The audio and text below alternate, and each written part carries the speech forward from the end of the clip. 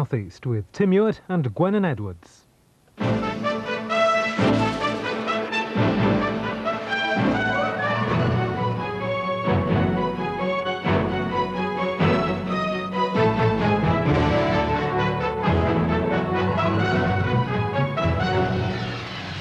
Cutting costs in the classroom, the children being put on a 4-day week. Mr. Blair goes to the Tory heartland. How will his new Labour message play in tomorrow's elections? And home is the hero, why some VE Day celebrations turn to tears.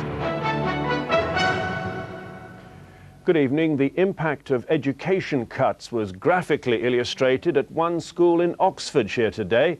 It's putting hundreds of children on a 4-day week. 4 teachers will lose their jobs, another will become part-time. The school must save £150,000 a year.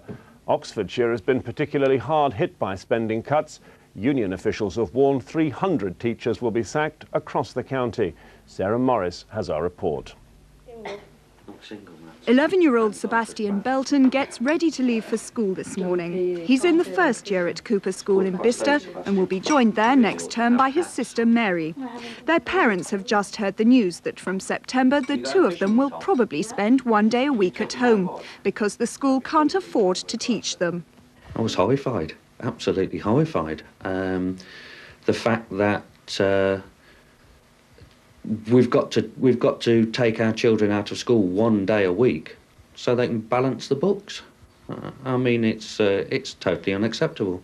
Cooper School educates almost 900 pupils aged from 11 to 16. It says it has no alternative but to keep all first and second year children away for a day a week.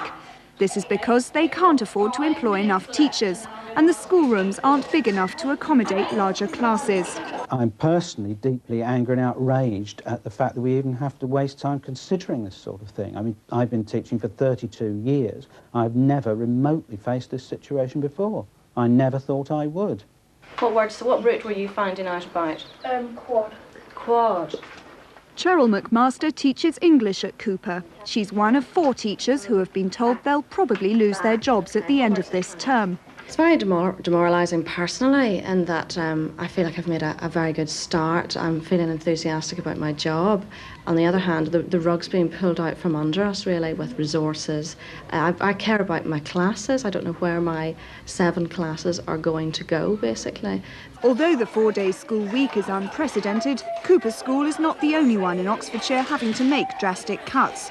The county's education budget has been slashed by over £12 million this year, the subject of recent protests against the government by parents and teachers. County councillors are split over the problems at Cooper School. They are in no different position from any other school in Oxfordshire. Now, they will have to learn to live within their budget. No school should have to take the sort of measure that Cooper's is now being forced to look at. Given the fact that the government only allowed 1% increase in funding for education and there's 2.7% teachers' pay rise, extra pupils, etc., I think this sort of situation is perfectly comprehensible. When asked about the situation at Cooper School today, a spokesman from the Department for Education said it was up to the council to negotiate with the head teacher and governors. Sarah Morris reporting from Oxford.